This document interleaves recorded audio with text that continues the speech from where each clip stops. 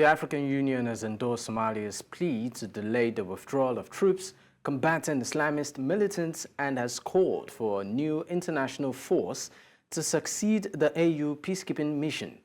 Al-Shabaab, linked to Al-Qaeda, has been fighting the unstable central government in Mogadishu for over 17 years.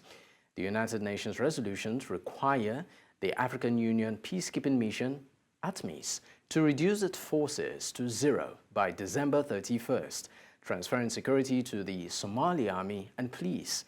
Initially, 4,000 of the 13,500 ATMIS troops were to depart by the end of June. However, after Somalia requested that only 2,000 troops leave in June and the remaining 2,000 in September, the AU Peace and Security Council expressed strong support for a phased withdrawal. Joining me now on the news to discuss this is Bolu Michael-Biyi, a foreign affairs analyst. Bolu, thank you for joining me on the news. Now, straight to it. Do you think the rapid withdrawal of troops could actually lead to some sort of security vacuum, allowing Al-Shabaab to again regain control? Yes, I think if the troop leaves Somalia too soon, then Al-Shabaab may actually, gain some ground and take over the country. We've seen, even in other countries that have played the same, that troops were withdrawn early. We saw the insurgency return. For example, the case of Afghanistan, when the U.S. troops left. Today we have Al Qaeda on seat, and have taken over the country. And there's a chance that if this happens in Somalia as well, the country's military has cried out that they do not have the capacity to independently handle the security of the country. So they know themselves that they would not be able to handle the country, and it's not a time for AMISOM to stop. Now, let's talk about the withdrawal process itself. Would you say that the parties involved are going about it the right way?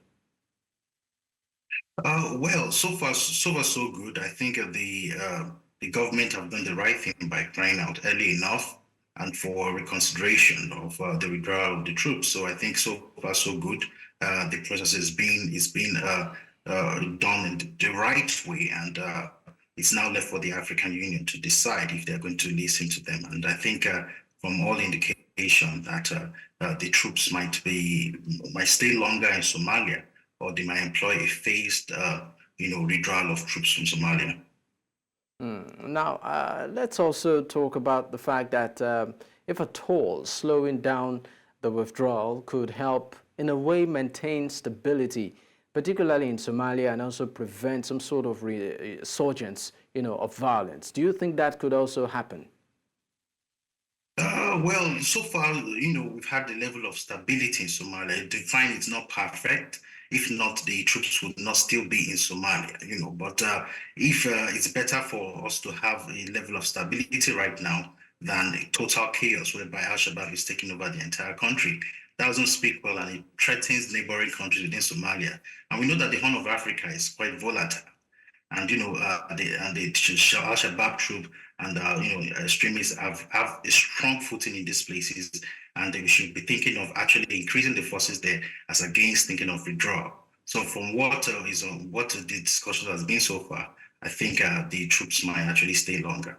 Now, let's look at also the impact of this on the region itself. Do you think that AU support for Somalia's request may actually also influence other international partners to support this process and its impact on, the region generally? Well, international organizations, I think they would support, they would advise even the African Union to keep the troops on ground. And, it seems, the region entirely is very volatile, like I said earlier.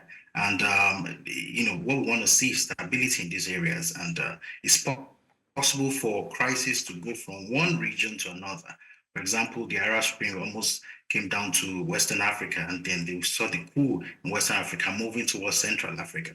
So what's important now is to have, stability as much as possible within the region. It doesn't have to be perfect, but it's important to have stability in the region so that we won't have a worsened situation across the continent.